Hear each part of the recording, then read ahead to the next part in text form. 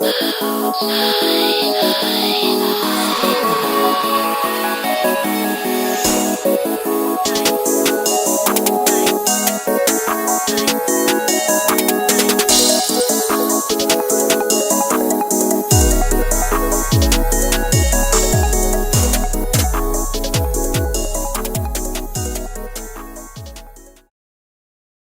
morning, good morning, good morning.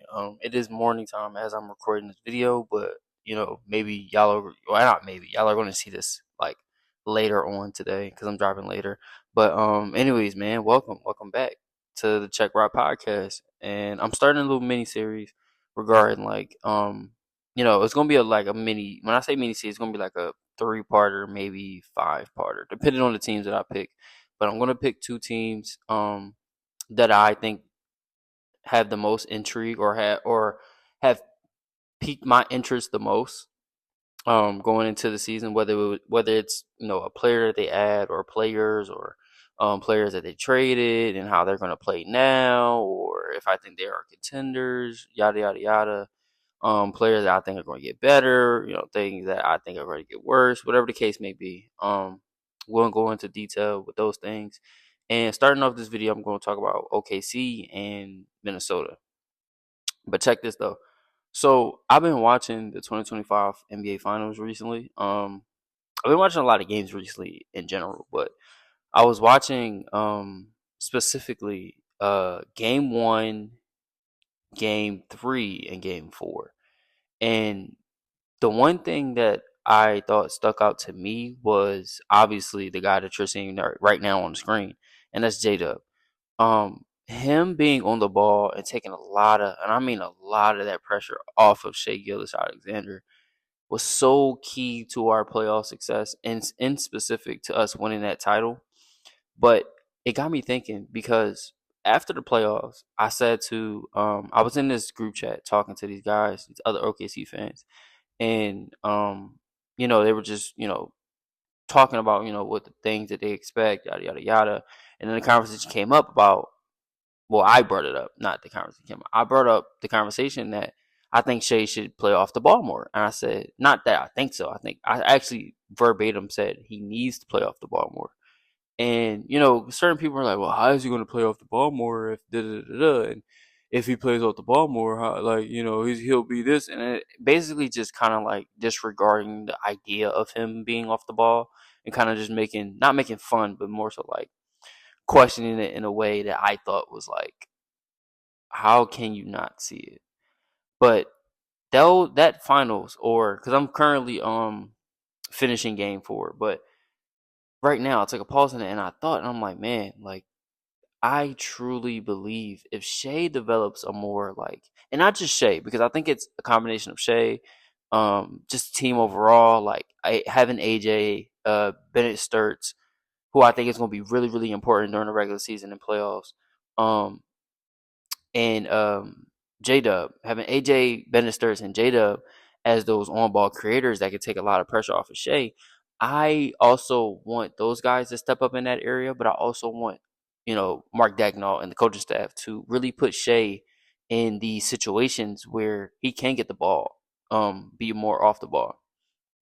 Like put him more in the post, on the low block and have him post up and then get the ball in that way. Or I saw a specific play in the game. I think it was game 4, in the first half with Pascal Siakam and the Indiana Pacers, and the way they had him on this action where he's posting up like high on the elbow. Well, yeah, like on the left elbow, like high, and he got the ball, turned, went straight to the rim, bucket, right? And I'm like, man, like I know Shai isn't as tall as Siakam. I know their skill set isn't necessarily the same. I mean, Siakam kind of does play, in that low block area and kind of, in the post area where he's like, post fadeaways and stuff like that. He plays in the mid range, somewhat, but not as much as SGA. Like SGA is clearly the master of the mid range, in the NBA right now. And I was just like, man, like we need more of that for SGA. Now, obviously, it look a little bit more different because of the team structure and just who Shai is as a player. But I'm just like, man, like we really need more of that. And so and Shea also needs to be more assertive and off the ball. Now he did say, during the summer, when he was playing with Canada, hey, I want to play off the ball more.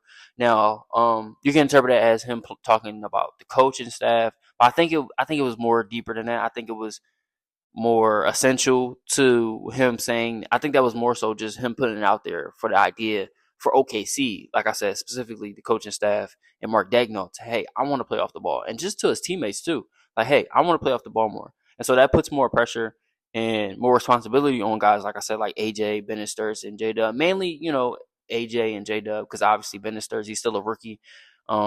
He's working his way. He's going to work his way up, but I, we drafted him for his skill set, and his part of his skill set is being a on ball creator, being able to initiate an offense, have that ability. You know what I'm saying?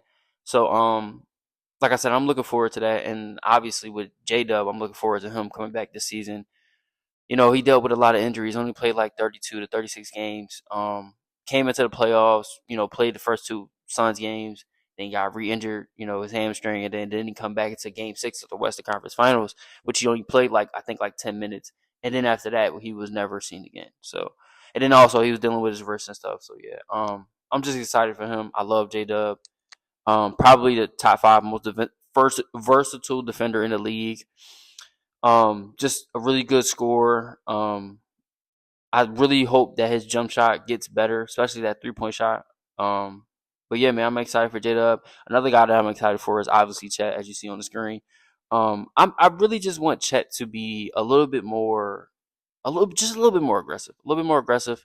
I also want him to add something of the sort of like a deep paint touch like type of shot, whether that's like a jump hook or um like a low post shot or something that's deep in the paint where he can use that touch around the rim to get a shot off, because his skill set right now in terms of scoring, it's kind of sort of not, I want to say not good, but it's like it's heavily reliant on like guys to get him involved. And although I do think you need to get your big involved, like I don't think that's something that just needs to go away in the NBA, because that's fundamentally still part of the game.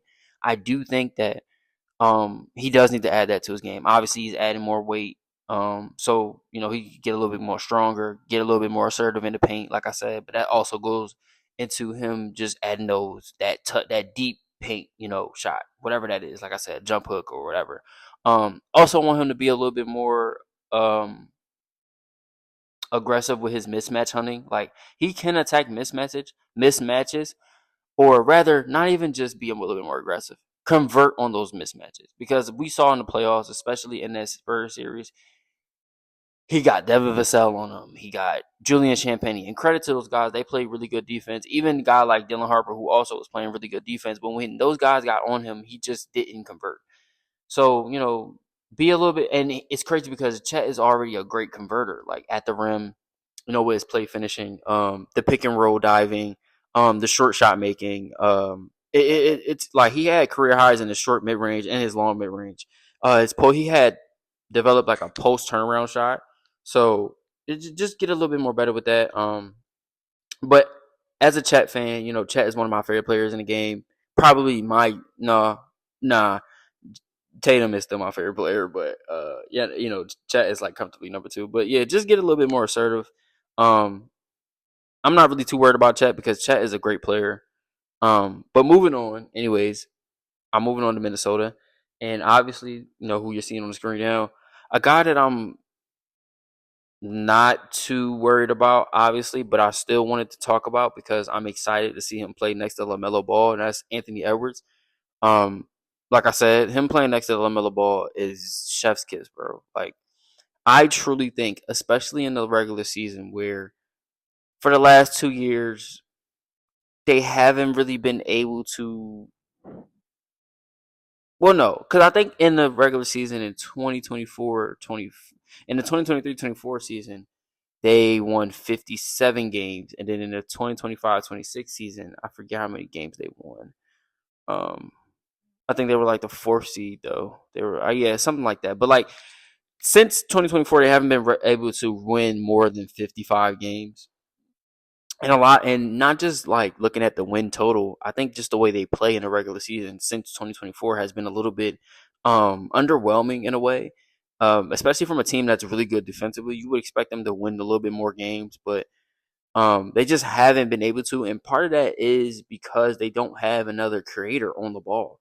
So Ant is just forced to be force fed in a way where it's not like he's taking a bunch of shots, but he's just being so used in the offense on ball to where it kind of stagnates the offense. And the only reason it does do that is because he's not really a good playmaker on the ball. Now, he's gotten a little bit better through the years. He's still getting better as a decision maker, as a playmaker, as a passer.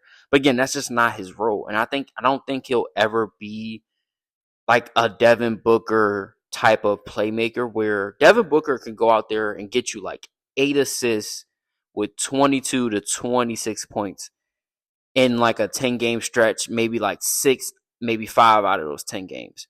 Ant can't do that. Ant isn't going to do that. We've seen him, not argue, but like talk sort of trash to like Chris Finch on the bench about passing the ball and, oh, you give me the ball to to shoot or whatever. You know what I'm saying? So I think it's this play right here, right? I don't know. Yeah. It was it. I think it was that play. Yeah, he was just yeah. It's so crazy, super duper crazy. But um, but yeah, man, having Lamelo Ball is just really gonna help him out so much. And also, he takes a lot of threes like Ant, and he makes them at a good clip.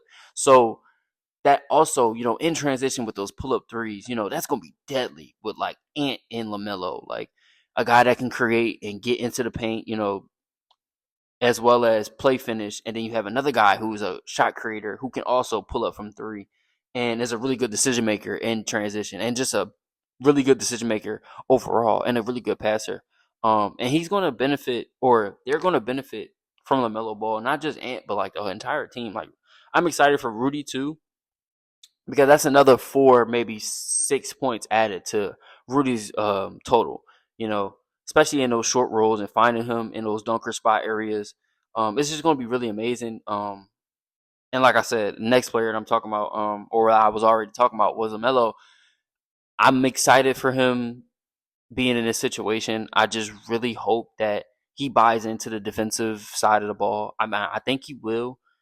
Chris Finch is definitely going to get him to buy in. I think having the guys like Ant, having guys like Dante, having guys like Ayo, having guys like Jaden and Rudy, they're going to allow him to be good defensively. Now, obviously, LaMelo Ball isn't like a Cade Cunningham or a Shai Gilgeous-Alexander even, to where he can help with a really good defense. Shai is a really good help side defender, a weak side rim protector, can play the passing lanes really good, can stand his ground all ball. K, who's probably the best superstar guard defender in terms of just the usage he has on offense, but also is really good defensively. Like he's just really good defensively. But with Lamelo, he's probably like that next archetype in line for those point guards where he can be really good because of his size. And um he's not a dummy on defense. Now, at times he can be a little bit lazy. He can get a little bit, lapsed or whatever. But I think, for me, I think it's really just him just being able to buy in on that side and really just not. I'm not saying he has to be like those guys, but I also do think he can get to a level where it's more than enough. Given you have Rudy on the backside, you have Jaden on ball guarding the best defender. Or I mean, I say guarding the best defender, guarding the best offensive player. And you have Io, you have Dante. Even though Dante won't be there to start, but you still have him. Maybe hopefully come playoff time. You still have Jalen Carter. You still have Terrence Shannon Jr. too, as well. Young guys that can play defense and add to that defensive side with their athleticism or their strength. So it's going to be really fun. Minnesota is going to be one of my favorite teams in the NBA to watch this upcoming season. I'm excited for them. But let me know who y'all think are, or in your opinion, the most intriguing teams, most interesting teams. Like I said, this is going to be a little short mini series, but I'm gonna make it the best as possible. As always, I do appreciate you guys.